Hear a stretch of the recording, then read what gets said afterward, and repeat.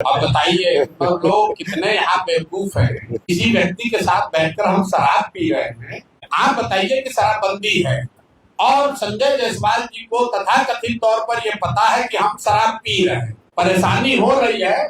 तब बेतिया में उनके कर्म और कुकर्मों की चर्चा हम पदयात्रा होते हुए बहुत सुने हैं। उनका यहाँ नर्सिंग होम कैसे चलता है और क्या होता है, तो ज्यादा ना उलझें।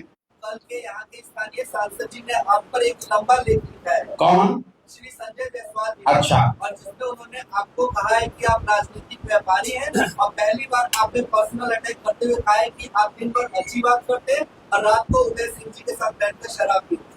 अरे बात है। अब बताइए तो लोग कितने यहाँ बेवकूफ हैं कि अगर मान लीजिए कि किसी व्यक्ति के साथ बैठकर हम शराब पी रहे हैं तो खुद ही बता रहे हैं कि हम लोग सरकार में इतने अक्षम हैं कि जानते हैं लेकिन इनको पकड़ नहीं पा रहे। कितना बेवकूफ है ये नहीं समझ पा रहा हूँ। अरे भाई अपना बेवकूफी का मेडल खुद ही अपने सीने पे लगा रहे हैं। आप बताइए कि शराबबंदी है और संजय जायसवाल जी को तथाकथित तौर पर यह पता है कि हम शराब पी रहे हैं, तब तो सबसे आसान यही आपको पकड़ लो भाई, पकड़ लो, दे हमको बेनकाब कर दो।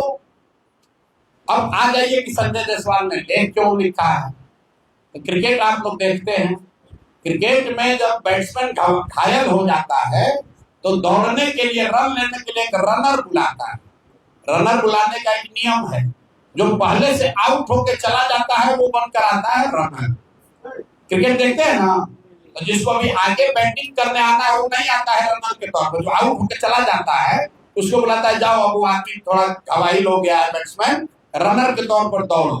तो संजय जायसवाल वही आउट हुए बैट्समैन पहले अध्यक्ष थे, भाजपा ने हटा दिया। यही हटाया किस लिए था?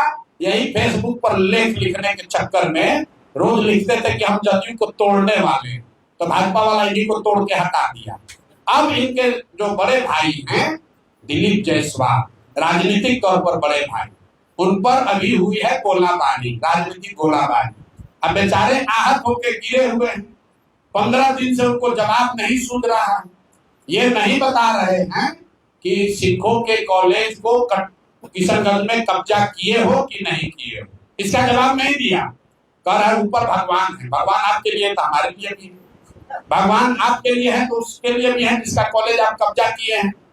तो इन लोगों ने अभी तक ये नहीं बताया कि दिलीप जायसवाल ने सिखों के कॉलेज को अवैध तौर पर कब्जा किया है कि नहीं किया है। इन लोगों ने ये नहीं बताया कि जो 2 महिला प्रेस के सामने आकर कह रहे हैं कि दिलीप जायसवाल ने हमारे बच्चे राजेश, हमारे भाई, हमारे बच्चे का कत्ल कराया है, उस पर इन्होंने जवाब नहीं दिया। तो पीछे से रनर बनकर उतरे हैं दिलीप जायसवाल, संजय जायसवाल। तो भैया इनको क्रिकेट का नियम मालूम है कि जब बैट्समैन आउट होगा तो रनर को भी उसके साथ पवेलियन वापस जाना पड़ेगा। तो बेकार लपेटे में आ जाएंगे, ज्यादा उछलना नहीं चाहिए। फेसबुक पर लिखना जो है वो अपने नहीं लिखते होंगे, कोई अपना असिस्टेंट से लिखवाए होंगे, इतना उनको हिंदी का ज्ञान नहीं है कि उतना लिख पाए। और ज्यादा अगर उनको परेशानी हो रही है तब बेतिया में उनके कर्म और कुकर्मों की चर्चा हम पदयात्रा होते हुए बहुत सुने हैं उनके पेट्रोल पंप के बारे में, ये भी सुने हैं कि उनका यहाँ नर्सिंग होम कैसे चलता है और क्या होता है। तो ज्यादा ना उलझें, नहीं तो दिलीप जायसवाल का तो अभी जवाब दे नहीं पा रहे हैं, अब भी उलझ जाइएगा। अभी उनको हम छोड़ रहे हैं क्योंकि रनर है, अगर बैटिंग करने आ जाएंगे तो इनका उपाय कायदे से किया जाएगा।